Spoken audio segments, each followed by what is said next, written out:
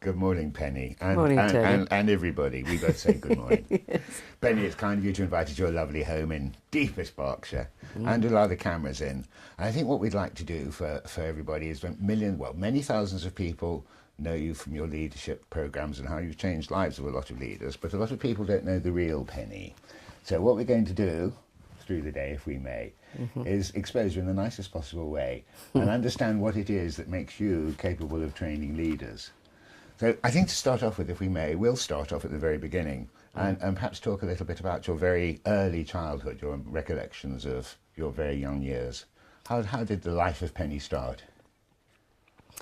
Well, I can tell you how the life of Penny started. The thing that, of course, I won't be able to tell you very much about is some of the early days, because, interestingly enough, I seem to have blocked a lot of it out. Yeah. However, I was born into a family. Dad was son of a doctor, and he was very poor when he was young. They were a very, very, poor family. Yeah. So much so that when he first started work, he could only afford to ride his motor scooter something like 5 miles to the station 2 days a week, and had to walk the rest of the time because he couldn't afford the fuel. Yeah. It was tight. Plus, he'd been quite poorly as a child. But he was an amazing man, and very shy, very reserved, and yet incredibly successful. So he became very successful in the city, and when he died, he left 40.5 million to charity anonymously, which was a heck of a lot of money. I obviously didn't realise quite how much until I was much older. My mother, I really didn't know when I was young at all. She ran off when I was a few months old with another man, and that was a saga in itself. So I don't remember her at all from when I was young. Dad did then meet somebody when I was about 4, and he got married again. And my stepmother was lovely. I adored her. She was lovely. She wasn't particularly easy at times, and she and I had a few run-ins when I was growing up, but she was lovely. And I suppose to me she was my mother. So Yeah. I didn't actually meet my mother till I was 18. So when you look back, was your stepmother really effectively your role model? Was she kind of your primary carer, the one who sort of taught you about attachment and relationships with people? Or did you have a closeness that was close but distant with your father? I adored Dad, but he was never around a lot of the time. He did work silly hours, but he was very special. I loved my time with him. Some of the things that I remember is if he bought a new car, which he did periodically, and of course as he made more money the cars got bigger and faster. Yeah. And I can remember he'd feel the need to go out and test it. Test its speed. How quickly can I get from 0 to 80? How many seconds? And I always used to go with him, and sitting with him in the car, feeling very special when I timed it. That's one of the things that I remember very clearly. It was really special. Yeah, yeah. But interestingly enough, again, I think partly because of their lifestyle, I had a nanny. So did I spend as much time with my parents as I would like to have done? I don't think I did. But it's really interesting. I almost have blocked out. I remember actually very little of my childhood. Do you think you're blocking out the bits that the mind chooses not to remember? Is it selective blocking because some of it's too painful? I think so. It was interesting. I had an elder brother and sister, but they were a lot older. Well, it seemed like a lot older than me. They were 6 and 7 years older than me, and they were very close. And they used to play, I think, quite a lot of tricks on me when I was young. Oh, we're all going to go out together, but Pen, could you just go and get this for us before we go? And of course, by the time I came back, they'd gone.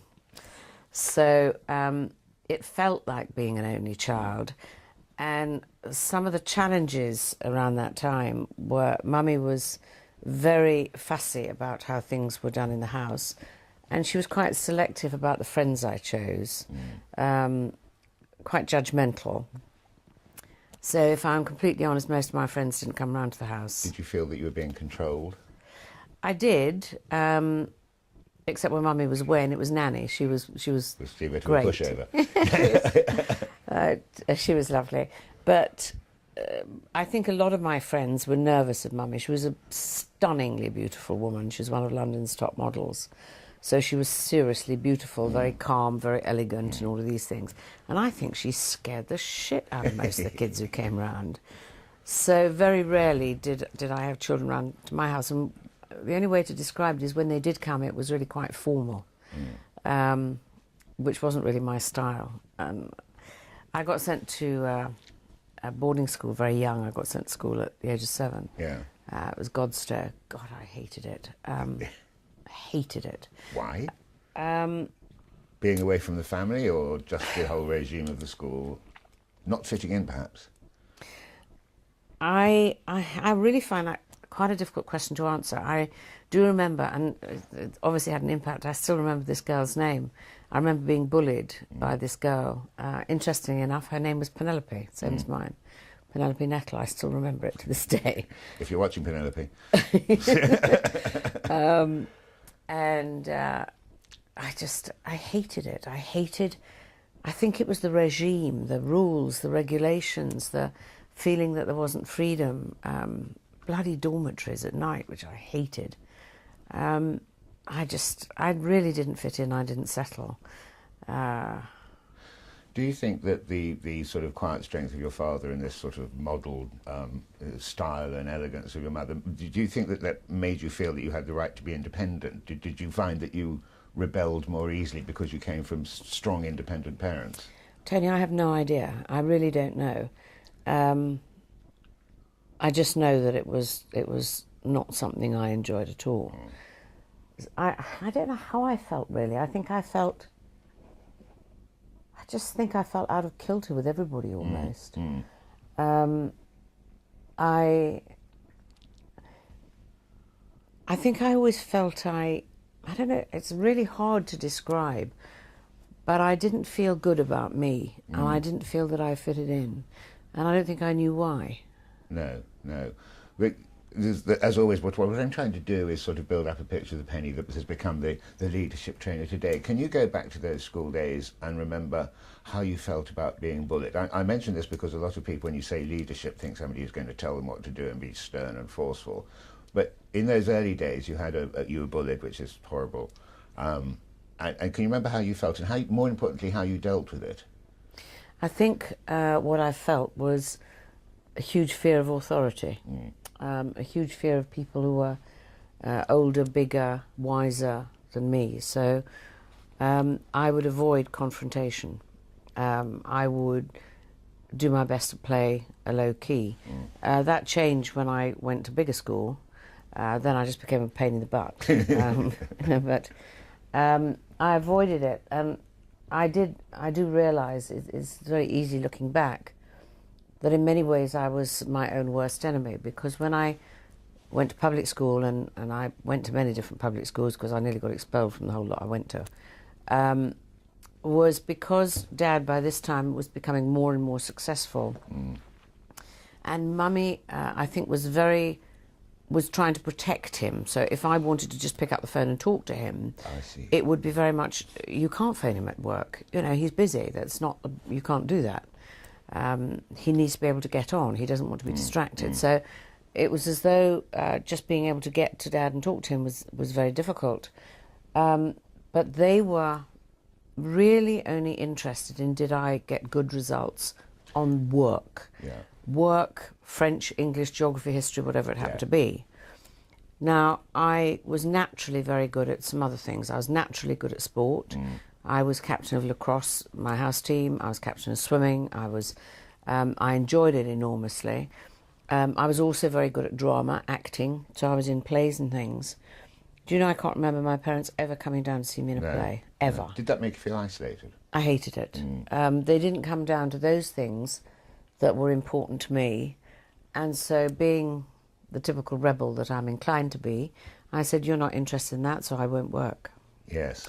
So I didn't work, so I was my own worst enemy. So even though I probably had a reasonable brain, I chose not to use it. I'm interested. Here I'm getting a picture of somebody who effectively, if I can put it this way, missed out on a vast quantity of money because it was left to charity. Somebody whose parents were strong and influential, but somehow isolating you. Did this have the effect of making you feel very self-reliant, that all you can ever achieve in life has to come from you, and that you can't sort of look to other people to boost your way along? I don't think it did at that time. If I'm honest, I don't think it did. I really don't think it did, because somehow I still felt as though I was in a very cocooned, very protected environment. And the old-fashioned values were pretty strong in my parents' thinking. You know, my role in life was to get married, be a good wife, you know, have children. Yeah.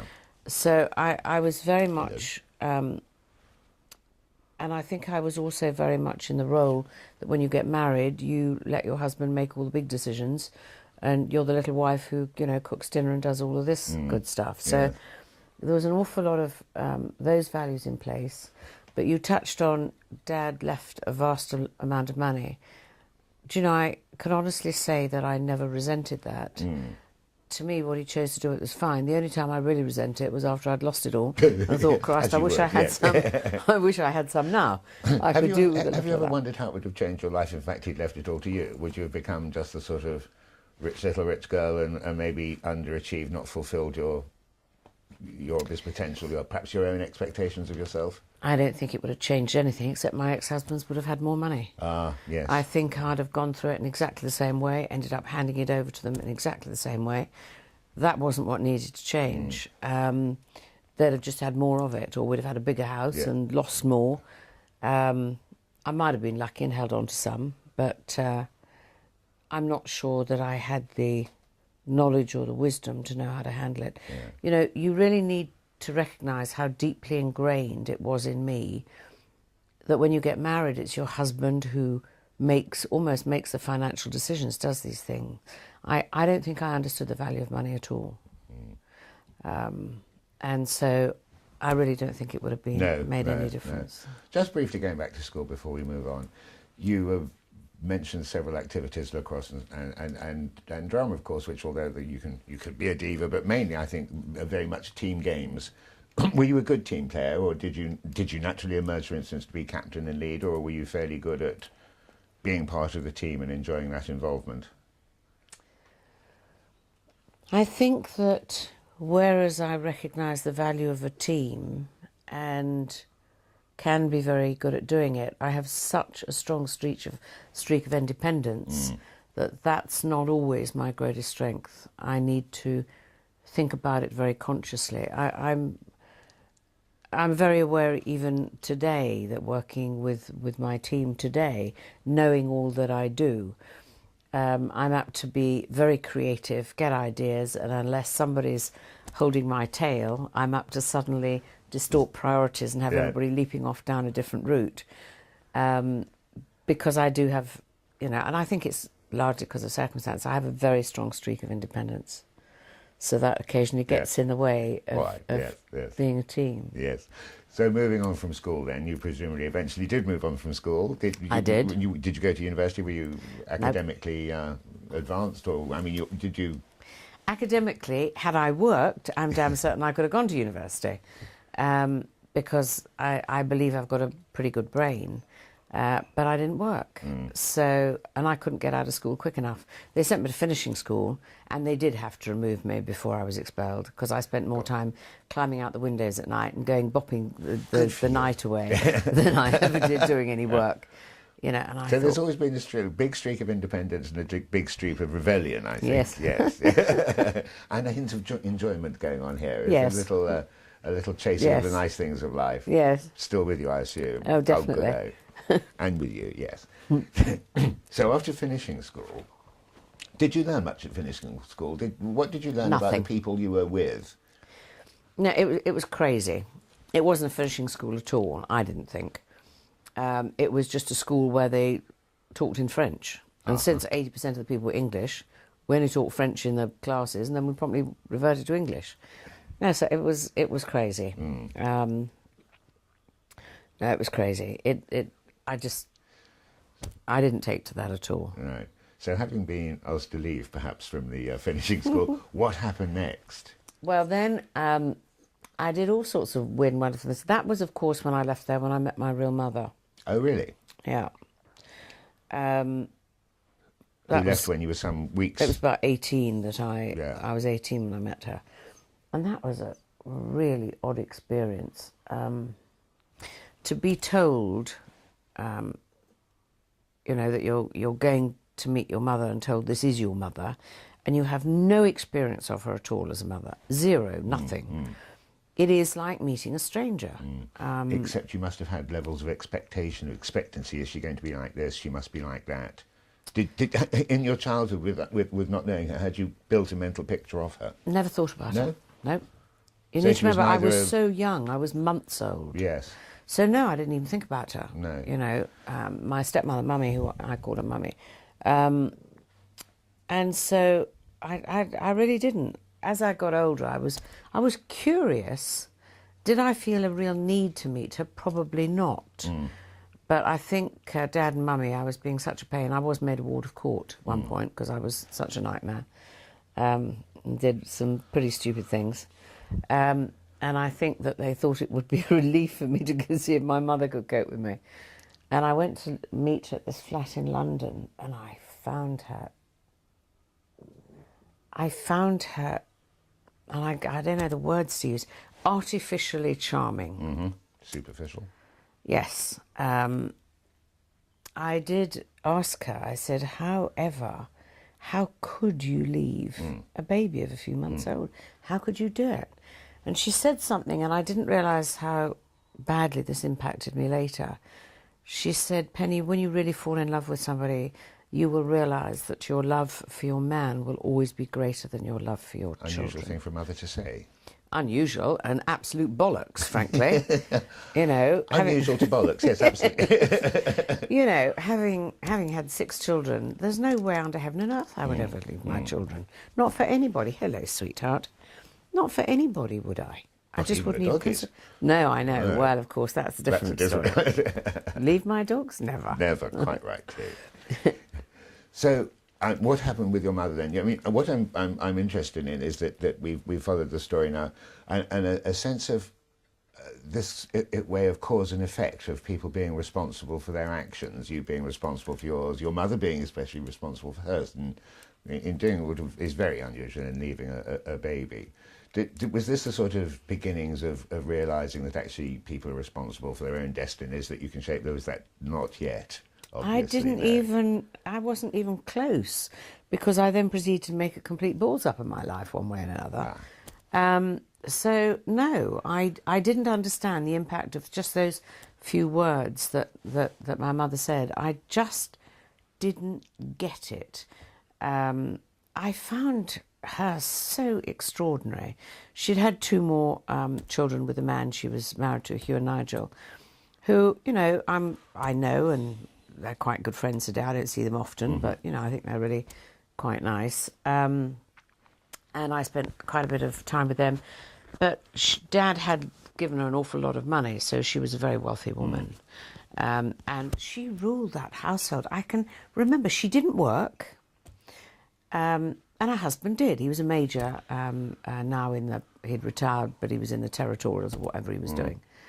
And he wasn't allowed to use the bathroom in the mornings until she'd finished with it. Really? Hang on a minute, who was working here? And I remember thinking, this is seriously odd. But I don't think any of these things that I observed or experienced had the meaning for me that they would have today. No. But are they part? I suppose they must be really part of the fabric that has made up the Penny of today. That it's experience, isn't it? That build your opinions and your conclusions. She said and did things. I mean, I didn't speak to her for 10 years. At one point, she said and did things that that made my hair stand on end. Her values are so far away from mine that I just woof. So no, there were times when I got on very well with her, but I never felt emotionally close to her as I did to Mummy. I'm not convinced you can, for me personally, I'm not convinced you can build a relationship like that. No. Because you judge them differently. And again, judge is the wrong word, but you you ask yourself, am I really comfortable with this, who this person is? Well, I suppose after such a strange you have to ask yourself, is there a relationship to be built? I mean, your mother left when you were, say, very young, and then you see this person who is claiming that, she is your mother, but in every essence isn't. Sometimes you must have asked yourself, is there a reason for having this relationship at all? I did. Yeah. And there were, for the last, 20 years of her life, I don't think I saw her more than twice a year. There were some years I didn't see her at all. Then had you started working by this time? Would you become a career girl? I think this would be too long a saga to go into, but I did all sorts of things. I did start nursing Headlines. for a while. Give us the headlines, the juicy bits. I started nursing for a while, and that was where I met somebody totally unsuitable and decided to disappear to Gretna Green and got caught and got made a ward of court, and oh God, that was a nightmare too. That was a real saga. So when I did finally get married, you can imagine all the newspapers were there, and it was all everywhere. Exciting. It was all, well, I wouldn't call it exciting exactly. I'd call it very traumatic. But you see, all of this was, I think, I was always amazed that I was surprised if people really liked me. Really? Yeah. Was that because you felt that you weren't very likable? Yes, I think so. And how did you handle that? Did you think that perhaps people were liking you for false reasons? Did you think that they saw something in you that you didn't, perhaps, that would cause you self-doubt? I don't know. It's really interesting. And it's kind of difficult to say this in front of a camera, but I can remember my half-brother saying to me, oh, God, 10 years ago, somebody said, what was Penny like when she was younger? And he said she was amazing and she was dangerously beautiful. And I was absolutely gobsmacked. I'd never even considered that I was reasonable looking. And I was surprised people like me. And I don't know why. I just didn't expect them to. I felt I had to buy them, or I felt I had to do things for them to like me. Did you find that you used techniques, I mean, perhaps your looks or your humour, or buying people? Is this sort of way of hiding behind a mask? Did you find that you were trying to hide from the real you? I didn't. Did you know who the real you was at all? No. I was so busy trying to please everybody else and be what they wanted me to be. I hadn't got a clue. When did that veil begin to lift? When did you start realising, actually, there is a person in me? Because I know it's quite difficult to accept who you are and say, this is me, world, that's kind of all you get. But at least you become comfortable yourself. But it takes a long time of realisation, self-realisation. When did that veil of mystery about yourself begin to lift? When I was 50. I'm not joking, not until I was 50. 3 marriages later, second son just died. Was there a turning point? Was there a sort of tipping point, as they say, when you were forced to stop being, looking into yourself, not in an introvert way, but in a sort of self-analysis way? Was there a particular point? Then it what was happened? that. My marriage had just come to an end. Yeah. Phil had just died. I'd lost all my money, everything, because Dad had settled a lot on me. He didn't just leave a lot to charity, but when I was 18, when I left, he settled a lot of money on me, which at that time, it was about 850,000. Christ knows what that would be today, probably about 4.5 million, I should think. But in 3 marriages, I'd managed to give away all of it, every single penny, and all I had was debts. Phil had just died, and that had nearly wiped me out completely. We'll come to that yeah, again. And it was just, I can't go on like this. I can't. It's not possible. I don't want to be this sort of example to my other children. So this then was this the emergence of Penny the trainer, Penny the person who began to understand what character traits are necessary for people to be able to improve themselves? I think we're not just talking about leadership here, we're talking about what everybody refers to as continual personal development, but actually for people to find out about themselves and improve what they've got. Was this the point then it began to formalise in your mind, or was it already there and perhaps you just... I don't think it was already there. I think the big wake-up call was beginning to do a timeline and looking at the whole saga of my life, which had not been admirable, apart from the fact I had had 6 wonderful children. But I began to realise that the whole sorry saga of my life, that I was continually blaming the circumstances outside of me. I was blaming, you know, the ex-husbands who ripped me off, who were bullied me, or whatever it happened to be. And then I realised there was only one common denominator in the whole sorry saga. Yeah. And that was me. You. Yes.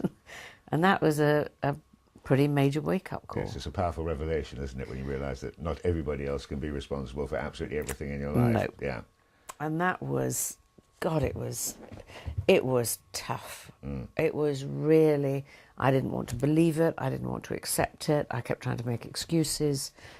And it was challenging. Thank you, Patch. That was very kind of you. Obviously. Anybody else want to come and go? I'm coming in for the second part. Right. I think they must have heard somebody arrive. Yes, I can see you. Yes. Slavering guard dog there. I know. Yeah. Well, actually, I think she's guarding the sausage, not me. Very wise too. Yes, invested interest. Yes, I know. So it was really tough at that time. Really tough. And through the toughness of that time, I understand that, and this sort of veil gradually being lifted, did you actually find then that you were learning to understand who you were and then liking you for just being you? Did that self-realisation begin to happen concurrently? Christ, that's a tough question. We're here to be difficult, you know. I know, did I begin to like me? I think that would be too strong. I think I began to accept me. Yeah. I began to accept me. But the thing that was scary that I recognised at that time, and I think this is where the journey really began, the journey of beginning to do what I do now. I had to ask myself the question, why, if I accept that I'm the common denominator, why in God's name am I creating a life that is such a bloody disaster? Yes. Why am I doing that? And that was where the journey really began. And that's when I could look back. And you remember I said earlier about my mother making that statement about you will always love your man more than your children. Yes. To me, that was so cuckoo. As a mother, there's no way anybody will come ahead of your children. For me. And I think 99% of women would say the same. Absolutely.